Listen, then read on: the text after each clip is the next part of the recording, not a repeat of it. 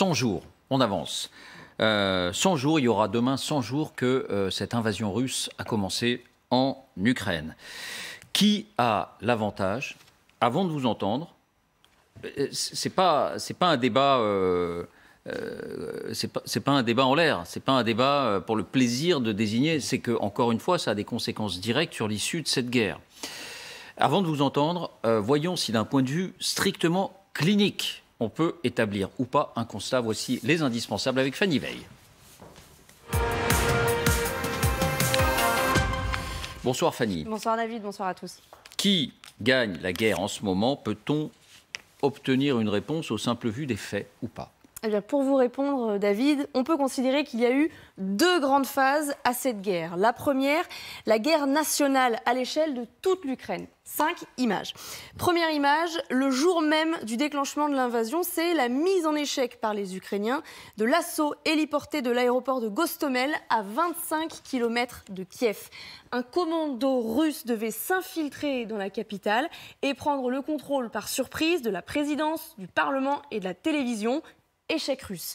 Deuxième image, ces fameuses colonnes de blindés, dont celle-ci de 60 km de long qui devait encercler Kiev. Problème de ravitaillement, embuscade ukrainienne. Là encore, c'est un échec russe. Troisième image, Kharkiv, la deuxième ville du pays assiégée dès la première semaine, mais qui résiste jusqu'au bout. Troisième échec russe. Quatrième image, Odessa, troisième ville du pays, les troupes russes seront stoppées bien avant d'approcher les faubourgs de la ville. Nouvel échec russe. Cinquième et dernière image, le Moskva, vaisseau amiral russe en mer Noire, coulé par 2 missiles ukrainiens. Encore et toujours un échec russe. Bref, incontestablement, cette première phase marque la déroute du projet initial russe de conquérir l'Ukraine. Et la deuxième phase ? Eh bien, ce n'est plus celle de la guerre nationale, c'est celle de la guerre régionale dans le sud-est, la guerre du Donbass. Deux images qui résument beaucoup, là encore. La chute de Mariupol après 40 jours du siège du dernier réduit d'Azovstal. Succès laborieux, mais succès tout de même pour les Russes. Deuxième image, Severodonetsk, dernière poche de résistance dans la région de Louhansk, l'une des deux qui forment le Donbass, désormais contrôlée à 80% par les Russes et dont la situation semble désespérée. Là encore, conquête laborieuse, mais conquête tout de même par les Russes. Alors peut-on dire que cette deuxième phase est favorable aux Russes?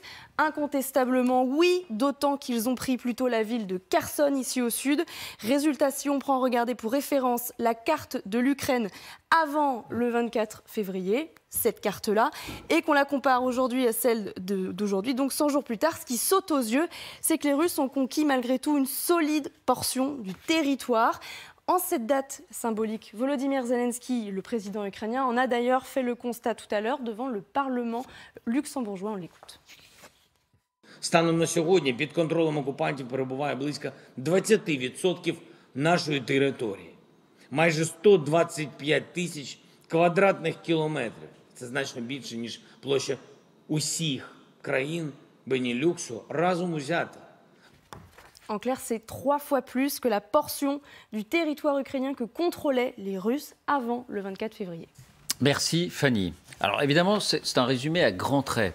Et enfin, si un observateur extérieur venu de la planète Mars venait aujourd'hui comparer la situation du 24 février à celle d'aujourd'hui, est-ce qu'on ne serait pas tenté, à rebours de ce qu'on entend beaucoup, et on comprend qu'on l'entende beaucoup parce qu'on a tous envie évidemment que l'Ukraine résiste et fasse plus que résister et que l'Ukraine remporte cette guerre, est-ce qu'il ne conclurait pas que l'Ukraine perd cette guerre, François Hesbourg? Je vous interroge en premier parce qu'on en a souvent parlé ici et vous avez beaucoup insisté sur les échecs russes. Mais au final, quand on regarde cette situation, vous savez quoi, juste avant de vous entendre, on s'est livré à un petit exercice. Si une même proportion de ce territoire avait été conquise en France, qu'est-ce que ça donnerait? Eh bien, regardez cette carte, voilà ce que ça donnerait. Ça donnerait que la région PACA et la région Occitanie, ces deux grandes régions, seraient conquises par un État voisin. Est-ce qu'on ne dirait pas à ce moment-là qu'on est en situation pas forcément désastreuse? Ça rappelle 14-18. Ça rappelle 14-18 où c'était l'Alsace et la Lorraine. Et tout le nord de la France, quasiment jusqu'à Paris. Hein. Puis, voilà, en tout cas, voilà ce que ça donnerait. Alors est-ce qu'un observateur extérieur ne dirait pas l'Ukraine perd cette guerre. Un observateur extérieur dirait, et l'analogie avec la Première Guerre mondiale est tout à fait appropriée, il dirait, cette guerre-là, pour l'instant, elle n'a ni vainqueur ni vaincu, mais il y en a un qui a l'avantage sur l'autre. L'Allemand avait l'avantage sur le Français, parce que les Allemands occupaient une partie du territoire français, mais l'inverse n'était pas vrai. Mais la France n'avait pas perdu, puisque le défilé de la victoire, il va se dérouler après la guerre, après le 11 novembre 1918, et il se passera à Paris. Donc, oui, l'analogie est bonne, elle fonctionne, et l'Ukraine a réussi à ne pas perdre. À ne pas perdre complètement? Non, elle a réussi à ne pas perdre, c'est-à-dire elle a maintenu son existence. Il faut toujours regarder quels sont les buts de guerre, qu'est-ce qui constitue la victoire, qu'est-ce qui constitue l'échec. Pour le président Poutine, au départ, la victoire, c'était l'élimination de l'Ukraine comme État, comme organisation politique, comme peuple. Il a visiblement échoué. Mais est-ce qu'il n'a pas rêvé, éveillé en pensant à ça? Il a organisé ses plans en conséquence. Je veux dire, quand vous ou moi, on rêve la nuit, et parfois on peut faire des rêves plus ou moins intéressants, mais en général, on n'en déduit pas qu'on peut donc aller envahir la maison de son voisin au débouché de votre rêve. Et là, il n'a pas rêvé, Poutine. Ce que je veux dire, c'est qu'au nom d'un rêve un peu fou, on considère que l'Ukraine, en résistant à la conquête globale de la Russie, s'en sort bien. Mais si on regarde cette carte, est-ce qu'on ne doit pas considérer que l'Ukraine est en grande difficulté? Si vous posez la question dans ces termes, est-ce que l'Ukraine s'en sort bien? La réponse courte est non, de la même façon que la France s'en sortait très très mal entre le mois d'août 1914 et le mois d'octobre 1918, jusqu'à un mois avant l'armistice. Oui. Et sur le rythme de la guerre, on a eu une guerre de mouvement qui a duré un mois, un petit peu comme l'avancée des Allemands jusqu'aux portes de Paris en août 14. Et puis ensuite, on est en cours aujourd'hui d'une guerre quasiment de type Première Guerre mondiale, tranchées, canons, artillerie, qui dure depuis de l'ordre de 2 mois maintenant, qui ne va probablement pas pouvoir continuer très longtemps à son rythme actuel. Les pertes des deux côtés sont extrêmement importantes. Il y aura une 3e phase de la guerre que personnellement, je ne sais pas encore décrire, mais ça ne va pas durer comme cette phase de la Première Guerre mondiale pendant 3 ans. Elle va durer nettement moins longtemps, quelques mois. Elena, malgré tout, le bruit médiatique dominant qu'on entend, c'est que formidable comment l'Ukraine a résisté. Mais de fait, est-ce que ce n'est pas une vision un peu tronquée ou irénique de la réalité? C'est une vision de l'extérieur. Moi, je suis tout à fait d'accord avec vous et je vous remercie de poser justement la question en ces termes parce que quand on regarde la guerre de l'extérieur, on voit des cartes, on voit des avancées, on voit des reculs, et on a envie effectivement de voir qui gagne et qui perd. Et donc finalement, on est un petit peu spectateur de quelque chose de très théorique. Mais si on regarde la guerre de l'intérieur, c'est complètement vrai de dire qu'il n'y aura pas de vainqueur, en fait, qu'il n'y a pas de vainqueur possible. Parce que pour les Ukrainiens, même s'ils ont un avantage, même s'ils ont réussi à ne pas se laisser dominer et agresser entièrement par la Russie, cette guerre est je vais dire des banalités, mais cette guerre est une tragédie absolue. Il y a des centaines de morts chaque jour, il y a des familles endeuillées chaque jour. L'occupation des territoires que vous avez montrés, ce n'est pas une occupation où, telle que le montre la propagande russe, ils arrivent, ils plantent des drapeaux, ils sont accueillis en libérateurs et on leur dit merci.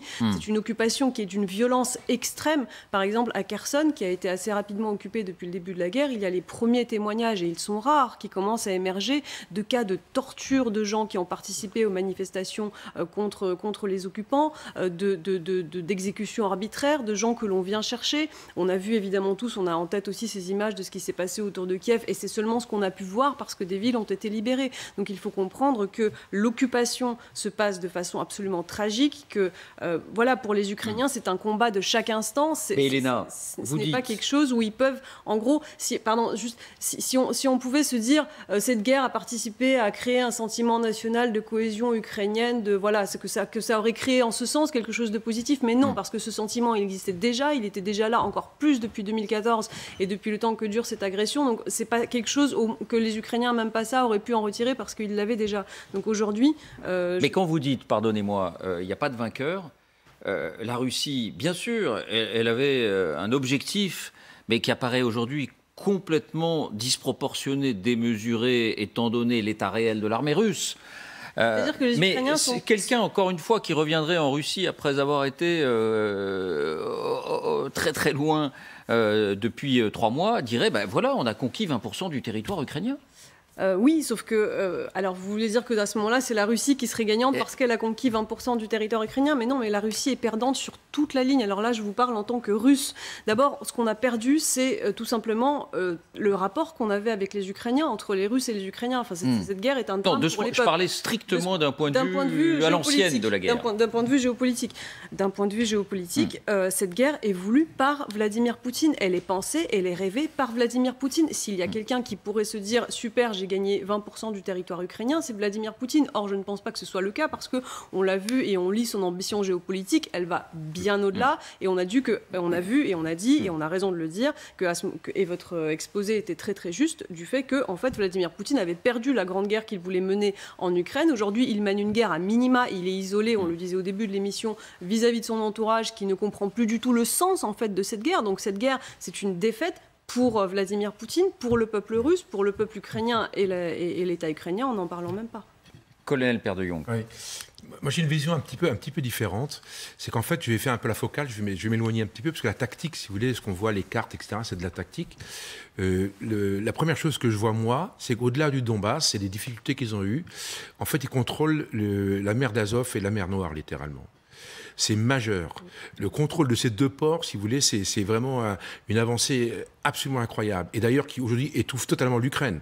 Donc on voit bien qu'aujourd'hui, je me demande des fois si le Donbass n'était pas quelque chose pour agiter en fait la galerie et que le vrai sujet, c'est vraiment la mer d'Azov et la mer Noire. Et ces 2 ports sont des ports décisifs. Et je pense que l'équilibre du monde tient ou ne tient pas. On dépend, c'est en fonction de qui tient le port, ces 2 ports ou pas. Donc en ce sens, il y a un vrai acquis russe. Ah, bien évidemment. Militairement, il y a un vrai acquis russe. Bien évidemment, c'est un contrôle majeur.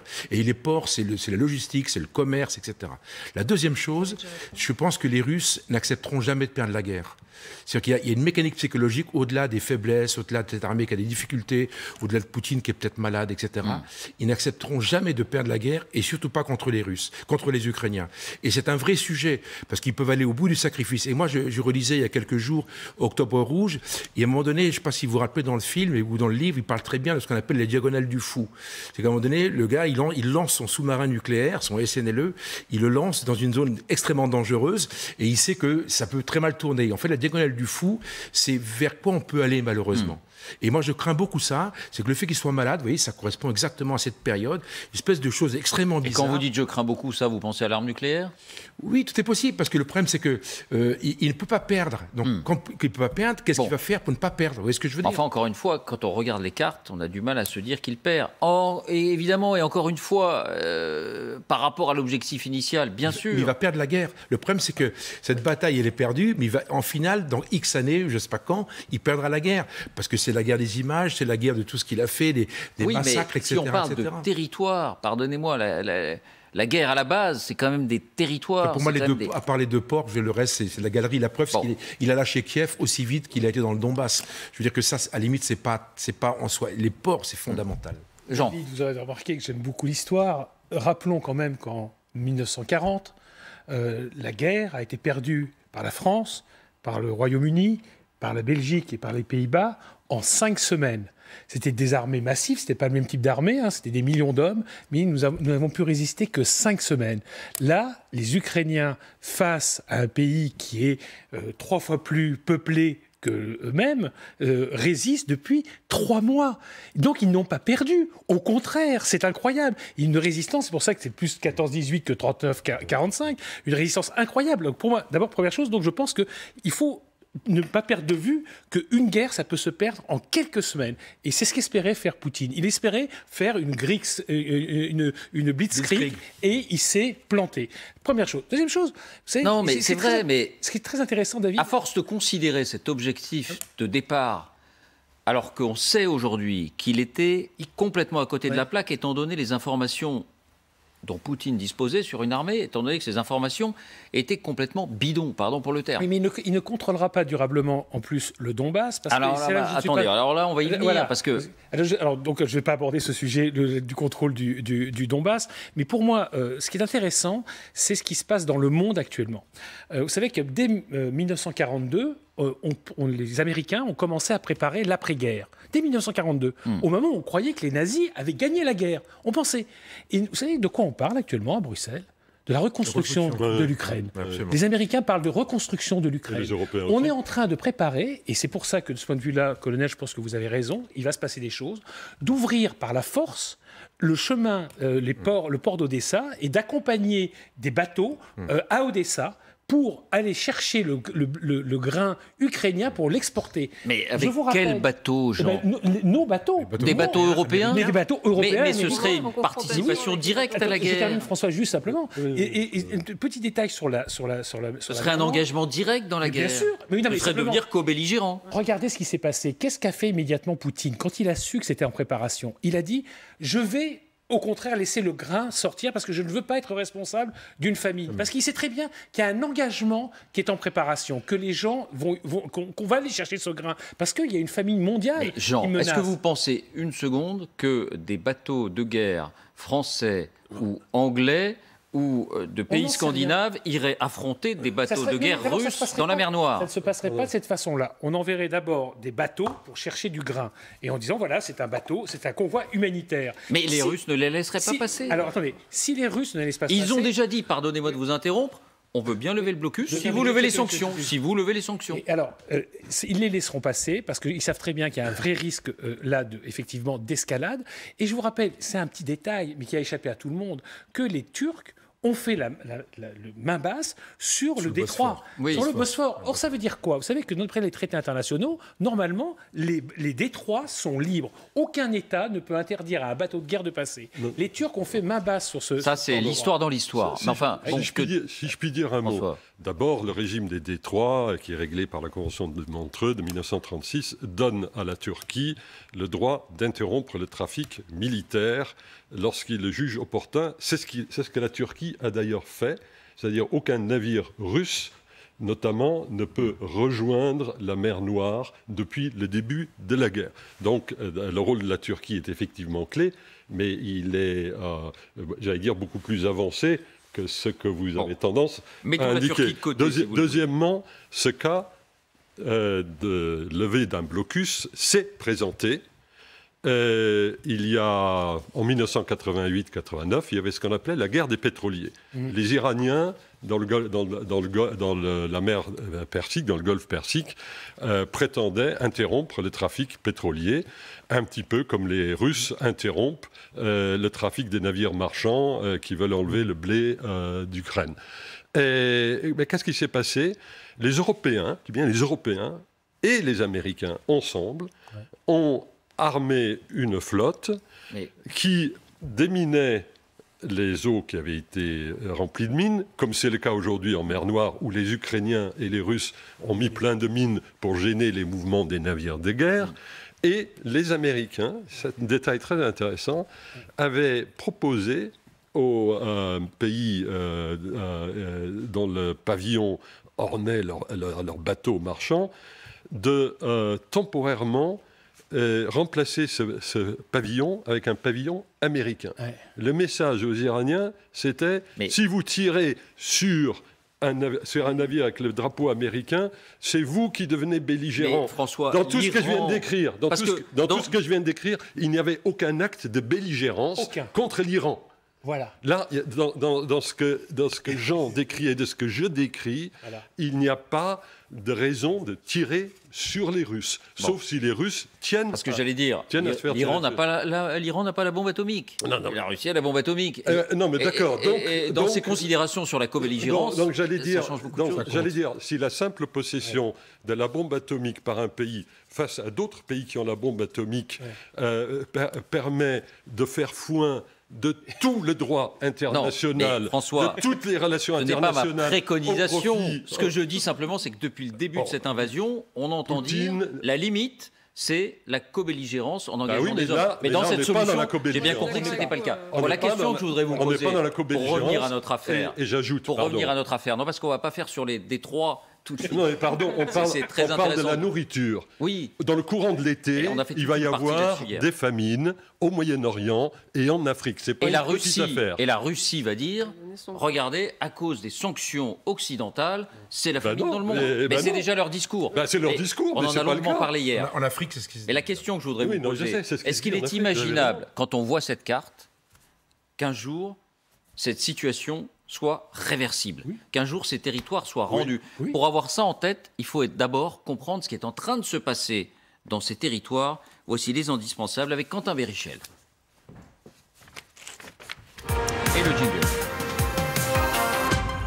Bonsoir Quentin. Bonsoir David, bonsoir à tous. Parce qu'il y a une nouveauté là-dessus, sur ce qui est en train de se passer dans ces territoires, c'est qu'on a un aperçu de ce qu'est le plan russe dans ces territoires. Ces territoires pourraient très vite être annexés.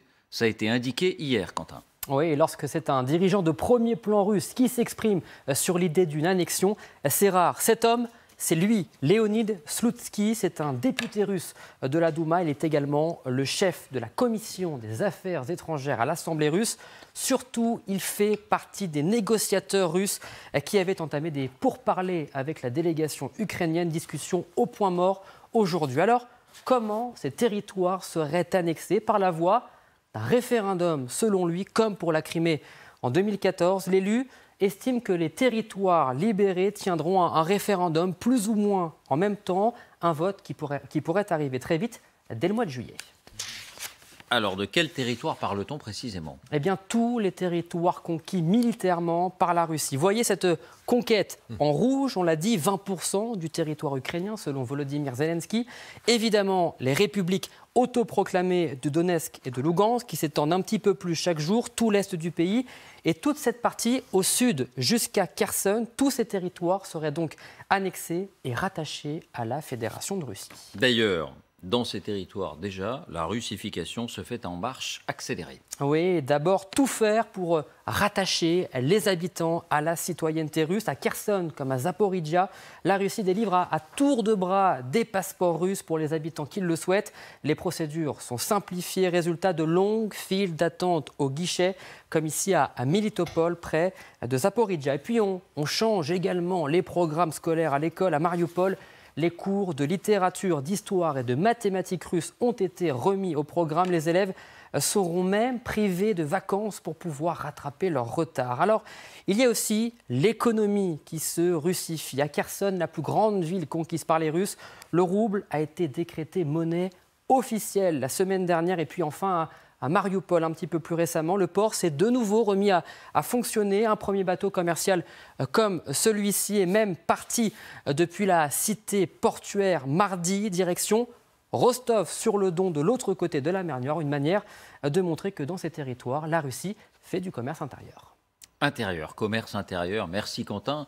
Et Elena, donc pour entrer dans le vif du sujet, des territoires annexés à la Fédération de Russie, qui deviendraient la Russie, avec une russification accélérée. Est-ce qu'on peut imaginer un jour que ces territoires reviennent à l'Ukraine? De fait, si on regarde ce que dit la propagande russe, en tout cas, ces territoires appartiendraient déjà quasiment à la Russie. C'est-à-dire que Mariupol s'est acquis. Mariupol est placé par la propagande russe dès avant sa prise en République populaire de Donetsk. La République populaire de Donetsk et la République populaire autoproclamée, les deux de Lugansk, sont ces deux territoires à l'est de l'Ukraine qui ont fait sécession de facto de l'Ukraine dès 2014, lorsque la Russie est arrivée pour déstabiliser déstabiliser la situation, organiser en quelque sorte ce qui apparaissait comme une rébellion populaire contre le gouvernement issu de la révolution de Maïdan, mais qui de fait était un projet complètement instrumentalisé par la Russie. Le schéma est toujours le même, c'est-à-dire que les populations locales appellent à Vladimir Poutine pour leur venir en aide, pour les défendre d'une prétendue attaque. Ensuite, il y a ou non l'organisation de référendums. D'ailleurs, pendant très longtemps, à Donetsk et à Louhansk, les gens se demandaient mais pourquoi la Russie ne nous reconnaît toujours pas, pourquoi est-ce qu'il nous rattache toujours pas, etc. Ça, c'était même perçu comme, quelque part comme une trahison. Mais la situation est différente en cela que la propagande dans ces territoires, elle avait joué un très très grand rôle dans la volonté sincère et dans ce terreau déjà favorable, pro-russe, russophone, qui était ces territoires, d'accueillir en fait les Russes qui venaient déstabiliser la situation et les envahir en quelque sorte en tant que libérateurs pour passer sous le joug de la Russie. Ce qui se passe à Kherson, et d'après ce que disent des sources sur place, c'est quelque chose de beaucoup plus violent. C'est-à-dire que c'est un territoire qui n'est pas du tout à la base acquis à la Russie, où l'armée russe vient et déchire les passeports ukrainiens des gens. Donc finalement, ce que vous montriez là, les files d'attente pour recevoir des passeports russes, moi je demande d'aller voir, est-ce qu'elles sont si massives? Est-ce que ce sont réellement, vraiment tous les habitants de Kherson qui veulent avoir des passeports russes? Ou est-ce qu'ils ont peur? Ou est-ce qu'ils ne sont plus forcés? D'ailleurs, vous voyez, regardez, vous voyez flotter le drapeau soviétique. Ça, c'est exactement ce que veut faire Vladimir Poutine en réalité. Et c'est pour ça que... Mais donc, ce que vous dites, Elena, c'est que la résistance de la population civile, pourrait rendre cette occupation impossible. Et donc, ce n'est pas forcément une situation irréversible. Ah non, c'est pas du tout ce que je dis. La résistance de la population, c'est fini. C'est-à-dire que là, ils sont sous le coup d'une police militaire, d'une administration militaire qui a été mise en place. Les gens qui ont résisté, c'était avant que les Russes n'arrivent, avec des manifestations, des émeutes et une répression sans doute... Enfin, on ne le sait pas encore, mais il y a une répression envers ces gens-là de la part des forces armées. Et ce qui se passe aujourd'hui, c'est que, connaissant comment ça se passe en Russie, et d'autant plus dans des territoires occupé par une armée, ça va être une occupation, ça va être une dictature militaire. Mais donc, voilà, on va dire les ces choses, territoires, soyons clairs, ils ne reviendront jamais dans le giron ukrainien. Je ne peux pas me permettre de le dire, mais en tout cas, pour ce qui est, si on prend le cas de la Crimée, par exemple, et de ces territoires de Donetsk et de Louhansk, eh bien, la Russie les considère comme siens. Vladimir Poutine estime que son État aujourd'hui, ce devrait être non plus l'Ukraine et la Russie, mais une Union soviétique dans les frontières de l'Empire. Il plante des drapeaux soviétiques dans les territoires qu'il conquiert. À cette fin-là, c'est pour annuler les États ukrainiens, russes, c'est pour fonder un seul État unique qui, pour lui, dans son idéal, est sur le mode de gouvernance de l'URSS. Et donc, la Russie considère ces territoires comme acquis. Donc, la question que vous posez, c'est celle du rapport de force. Est-ce que l'Ukraine pourra les reprendre militairement ou non? Du point de vue du rapport de force, est-ce qu'un jour on peut imaginer que ces territoires reviennent à l'Ukraine? Du point de vue du rapport de force, les canons ukrainiens sont aujourd'hui à peu près à 10 km de Kherson. Les troupes ukrainiennes avancent, là aussi à petite vitesse. Et donc le rapport de force, je ne sais pas ce qu'il sera dans la région dans 10 jours, ou dans 20 jours, ou dans 30 jours. Ce ne sont pas des circonstances dans lesquelles on utilise des mots comme « jamais ». Oui. Moi, je ne sais pas ce que sera Kherson et à qui sera Kherson dans 10 jours. Et donc, je ne sais pas ce qu'il en sera dans 10 ans et a fortiori dans 100 ans. Donc, c'est important. Je me garderai bien de prononcer des mots définitifs. Comme, en stratégie, c'est comme en politique, on ne dit jamais, jamais. Oui, on peut facilement parler de la Crimée où ils ont construit un pont pour la rattacher physiquement à la Russie. Ça, c'est le cas spécifique de Kherson, qui est la seule prise urbaine importante que les Russes aient faite. C'est la seule capitale de province qu'ils aient prise. Mariupol, c'est un port qui est important, mais ce n'est pas une capitale de province. Donc le rapport de force n'est pas forcément figé. Le rapport de force n'est absolument pas figé. Je disais il y a quelques instants, et que la guerre d'attrition, comme on dit, du Donbass, qui est extrêmement dure pour les deux côtés, est probablement en train d'atteindre son pic, tout simplement parce qu'il n'y a plus assez d'hommes, plus assez de matériel pour maintenir la situation telle qu'elle existe aujourd'hui, et qu'on va entrer dans une troisième phase. Cette troisième phase, elle peut être extrêmement mobile, parce qu'il y a une expression... Pardon François, pour qu'on comprenne bien, une troisième phase qui ne sera pas forcément favorable aux Russes. Je ne fais pas de pronostic. Ouais. Je dis à quoi pourrait ressembler cette troisième phase. Et, la guerre du Donbass est ce que les experts là, ont appelé la guerre régionale. Mais la guerre n'est pas régionale, comme vous le voyez, cette ligne de front, parce que c'est une ligne de front que nous voyons là. Oui, elle n'est pas nationale au sens où il n'y a pas Kiev. Non, mais elle est très longue. Il n'y a pas tout le pays. Elle fait seulement 800 km de long. Oui. Excusez du peu. Comme région, comme on a vu, c'est au moins PACA. Et la guerre va à nouveau prendre de l'ampleur territoriale. Ça, c'est à peu près acquis, ne serait-ce que parce que du côté occidental arrivent maintenant en nombre de plus en plus important les matériels, et notamment ce qu'on appelle les armes collectives, celles qui sont servies par un équipage. La Russie n'a pas à court terme la même capacité de remplacement.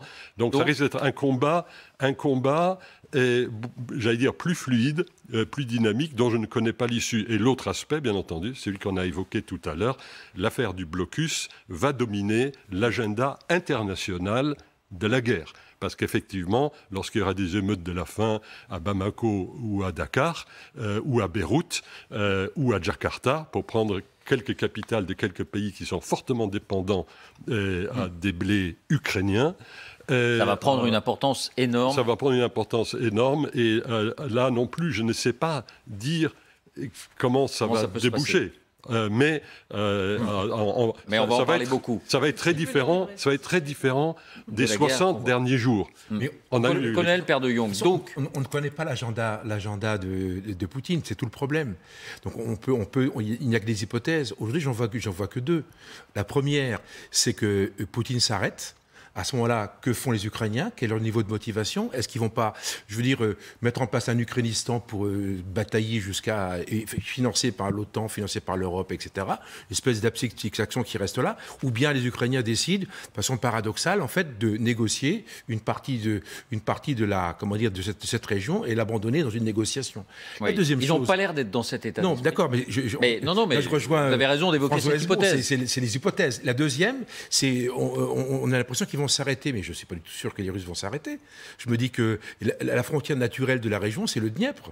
Alors, ils vont peut-être pas prendre Kiev demain matin, etc., mais pourquoi ils s'arrêteraient? Je veux dire, vous savez, le problème des lignes, quand elles sont percées, après, c'est l'escadronnade. Rappelez-vous, quand les Allemands percent dans les Ardennes, ils vont très vite à Dunkerque, parce qu'une fois que les lignes sont percées, après, le terrain est ouvert. Là, on rentre dans l'été, la saison sèche, on peut manœuvrer. C'est l'hiver qui empêche de manœuvrer. Donc, on rentre dans une période extrêmement complexe, et moi, je ne parierais pas sur une stabilisation du front. Encore une fois, ce sont des hypothèses, et je vous rejoins tout à fait. Je crois que ce qu'on oublie, et ça, François a raison de le rappeler, c'est que les armes arrivent massivement. C'est-à-dire qu'elles sont arrivées, donc ils ont un certain nombre d'armes, mais les armes lourdes arrivent et en plus grand nombre. Il faut voir que les Français, par exemple, l'effort français, c'est un tiers de l'effort d'un des pays baltes, de l'Estonie. C'est pour vous donner une idée. Et là, on est tellement sous pression qu'on va commencer à livrer une partie de nos stocks, pour ce qui nous en reste. Mais en tous les cas, c'est un problème français. Donc il y a des moyens qui vont arriver. Ouais. Et l'idée, je crois, des militaires, notamment des militaires américains, c'est de renforcer cette guerre d'attrition. Les Ukrainiens font un travail remarquable parce que, regardez ce qui se passe, ils sont en train de contre-attaquer à Kherson, effectivement, donc dans le sud du pays, mais ils ont fixé tous les bataillons russes au nord. Et donc, actuellement, le sud, on a l'impression, en voyant la carte, que tout ça est stabilisé, que les Russes occupent, que voilà, il y a un front qui n'est pas perçable. C'est pas vrai. Tant mieux, tant mieux. Vrai. Tant mieux. Et là, forcément, on sort un peu de notre neutralité. Dans cette guerre, on soutient l'Ukraine. Voilà. Et donc, tant mieux si cette situation de fait accompli n'est pas forcément définitive, évidemment. Regardez, et puis en plus, encore une fois, rappelons, l'Alsace-Lorraine est restée allemande pendant 70 ans et à la fin, ils l'ont perdue. Voilà. Il y a de vraies limites. Enfin là, vous dites aux Ukrainiens, il faudra attendre 30 ans avant de récupérer Kherson. Il y a de vraies limites aussi dans l'aide occidentale. Je vois, les Américains ne vont pas livrer les lance-roquettes multiples. Oui.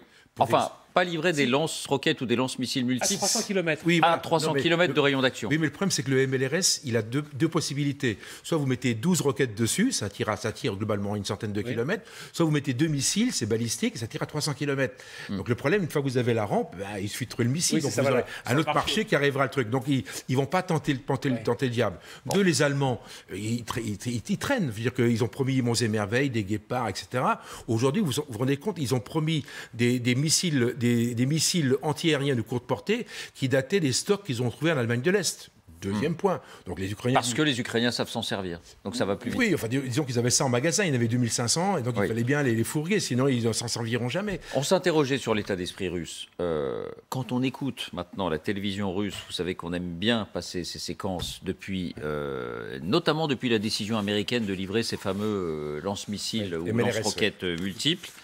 Cette idée que c'est une guerre contre l'OTAN, elle est de plus en plus prégnante. Écoutez ces quelques échanges. On n'est vraiment pas parti pour, dans l'idée en tout cas, d'une forme d'accalmie ou de pause. Спецоперация России на Украине закончилась в том смысле, что началась самая настоящая война, причем война Третья мировая, и мы вынуждены заниматься демилитаризацией не просто Украины, а всего Североатлантического альянса. Вот вы сказали по поводу Третьей мировой войны и того, что на территории Украины как действуют американцы, как действуют поляки. Действительно, нужно вернуться здесь к словам Владимира Владимировича Путина, который сказал, что все, кто попытаются мешать специальной военной операции, очень горько заплатят, поплатятся за то, что они делают. Мы никогда не забываем об этих словах Владимира Владимировича Путина, но такое количество людей уже выстроились в очередь и пытаются помешать спецоперации России на территории Украины, что получается, надо как-то действовать. А как можно действовать, не нанося ядерный удар, мы еще не придумали. Для нас война на Украине, я думаю, надо еще и под этим углом зрения ее рассматривать, это репетиция, возможно, будущего более крупного конфликта. И поэтому то, что мы испытаем, померяемся с натовским оружием, посмотрим реально на поле боя, насколько сильнее реально наше оружие их, это, может быть, будет школой для нашего будущего конфликта. В XIX веке пришли в Париж. Экклезиаст или проповедник. В XX веке пришли в Берлин. Придем туда, где пытаются нас с вами поработить и унизить. Не получится. Montage Charlotte Sauvaget. Au 19e siècle, nous sommes arrivés à Paris. Au 20e siècle, nous sommes arrivés à Berlin. Eh bien, on va recommencer. Alors, il suggérait pendant la pause qu'on fasse une parodie des émissions de télé russe. Alors, lâchez-vous, messieurs. Allez-y, on va envahir le... Vous vous rendez compte que ça fait 8 ans que ça se déverse sur les chaînes de télévision russes et que depuis le 24 février 2022, ils ont supprimé tous les autres programmes. Et vous avez pendant des heures et des heures et des heures uniquement ce discours-là, qui est un discours de réalité parallèle, complètement mensonger, c'est-à-dire qu'on est en train de propager un mensonge d'État à grande échelle, de réécrire l'histoire complètement à l'envers et de dresser l'image d'un ennemi qui est en train de nous attaquer et que la Russie est seulement en train de se défendre. Enfin, on peut en parler pendant très longtemps de toutes les thèses qui sont développées sur ces plateaux de télévision. C'est drôle comme ça et il y a un effet de loupe, on a l'impression qu'on a pris quelque chose en exergue. Point très important, vous qui avez vécu en Russie, et vous dites ça fait 8 ans que ça dure. Vous avez vécu aux côtés des Russes, dans les villes moyennes ou dans les villages, mais même à Moscou. Est-ce que ces émissions sont très regardées? Est-ce qu'elles sont prises au sérieux? Ou est-ce qu'on les regarde comme on regarde en France les hommes politiques en disant cause toujours, ça m'intéresse? Pas du tout. Soit on ne les regarde pas. Et on vit ça comme une torture et comme un drame parce que les Russes qui n'y croient pas sont pris dans un espèce d'asile à ciel ouvert et ils ne peuvent plus avoir de communication avec leurs proches, avec souvent leurs parents qui sont complètement aliénés par ces émissions de télévision. Donc soit ils éteignent la télévision, ils ne le regardent pas, ça ne les fait absolument pas rire. Soit effectivement, c'est un discours, il faut vraiment comprendre que c'est une propagande totalitaire. C'est pas juste de la désinformation, c'est pas juste une blague. C'est pas Mais juste ça marche. Mais bien sûr que ça marche parce qu'il faut analyser l'opinion publique russe sous le prisme de la formation de l'opinion dans un espace totalitaire. Et c'est un discours qui fonctionne qui ne fonctionne uniquement sur l'affect, qui a supprimé complètement la raison, et qui fonctionne sur d'abord l'amour que devraient avoir les Russes pour Vladimir Poutine, qui viendrait exacerber ce sentiment patriotique de grande victoire sur l'Allemagne nazie et qui rejoue aujourd'hui cette grande guerre patriotique contre le nazisme. Et ensuite, le deuxième pendant de ça, c'est un discours de haine, c'est un discours négatif. Vous entendez un discours envers l'Ukraine, envers l'Occident, avec un champ lexical de la religion. Les États-Unis sont toujours désignés comme Satan, comme le diable, comme on entend vraiment ces mots sur les plateaux de télévision. Donc il faut vraiment comprendre que ces mécanismes sont très efficaces. De ces chaînes de télévision sont diffusées par des satellites américains et européens. Les Américains ont interrompu la diffusion de ces chaînes et donc ce qui fait qu'aujourd'hui, ces chaînes ne sont plus captées dans une partie de la Russie. Attendez. la télé russe a besoin des satellites américains ou européens pour diffuser ses émissions partout dans le pays. Notamment le satellite qui s'appelle Eutelsat, qui est contrôlé à plus de 50% par l'État français. Et jusqu'à présent, la France a refusé d'interrompre la diffusion de 3 chaînes de télévision. Je crois que c'est dans le 6e paquet de sanctions, c'est-à-dire que là, enfin, on va couper le robinet. Ce qui veut dire que ça va obliger une partie de la société russe à aller chercher l'information ailleurs. Ils ne vont Si, pas chercher. il la cherche. Il ne faut pas faire des Russes. Je vais répondre très brièvement à la grande question. En fait, est-ce que les Russes y croient ou y croient pas? D'abord, c'est insondable. On ne peut pas dire quelle proportion de Russes adhèrent à ce discours ou non.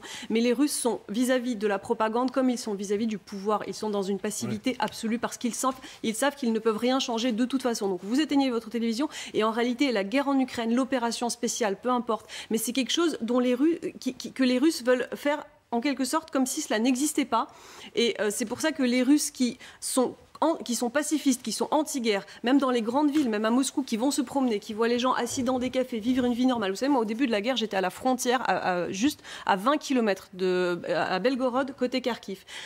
À 20 km de la frontière ukrainienne. À 20 km de la frontière ukrainienne, dans mon hôtel, au lendemain de l'attaque de l'Ukraine, il y avait un anniversaire, une discothèque géante, des gens qui faisaient la fête, qui buvaient. Et c'est normal, et c'est le quotidien de la Russie aujourd'hui. C'est-à-dire qu'en Russie, la guerre n'existe pas et la paix est interdite. Mais Elena, ces gens-là qui dansaient dans la discothèque où vous étiez, c'est parce qu'ils ne voulaient pas savoir, ça ne les intéressait pas, ou bien c'est parce qu'ils considéraient que... Est-ce que les Allemands voulaient ou pas savoir qu'il y avait des camps de concentration sous Hitler ?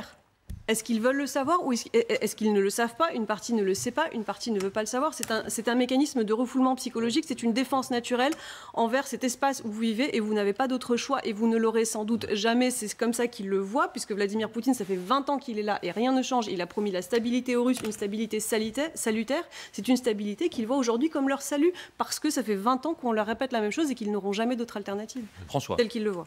Oui, deux choses. D'abord sur l'affaire qui vient d'être évoquée d'Eutelsat. Moi, je trouve effectivement qu'il est absolument scandaleux que l'on n'ait pas coupé les canaux correspondants, d'autant plus que la question s'était déjà posée une première fois en 1999 lors des opérations auxquelles la France participait contre le génocide au Kosovo par la Serbie. Et là, on avait coupé les canaux de la télévision serbe. C'est vrai que c'est étonnant. Donc, si on a la possibilité de le faire, qu'on ne le fasse pas. Et j'ajoute que pour ceux qui sont intéressés, le siège de Telsat est à Issy-les-Moulineaux, donc on ne peut pas dire que ce soit de l'autre côté de la Lune. Hein. C'est quand même quelque part assez farce. Alors, sur la télévision ou autres médias en régime totalitaire, on a quand même plein d'exemples de ce qui existe ou a existé dans le passé. La Chine communiste, bien entendu, la Russie communiste, l'Allemagne hitlérienne, l'Italie de Mussolini. On a quand même plein d'exemples. Et, à l'exception de la Chine, ça s'est très mal passé à la sortie pour ces régimes totalitaires. L'impact des médias joue jusqu'à ce qu'ils ne jouent plus. Et en fait, on ne sait pas. Et ça peut aller très vite. Et là encore, ça peut aller très vite. Vous avez dit, mon colonel, tout à l'heure, que les Russes sont capables de se battre jusqu'au bout, et ainsi de suite. Si on regarde la Deuxième Guerre mondiale, c'est exact. La Première Guerre mondiale, qu'est-ce qui se passe pendant la Première Guerre mondiale? C'est la guerre qui tue la guerre chez les Russes. Les Russes décident qu'ils ne font plus la guerre. Mais il y a la révolution aussi. Ça s'appelle la révolution. La révolution aussi. Ou pour prendre d'autres guerres moins considérables, mais on y a quand même perdu, nous les Français, 70 000 soldats. La guerre de Crimée. Absolument. Les Russes, Sébastopol. Les Russes ne sont pas des surhommes de l'acharnement militaire. Ils sont comme les autres.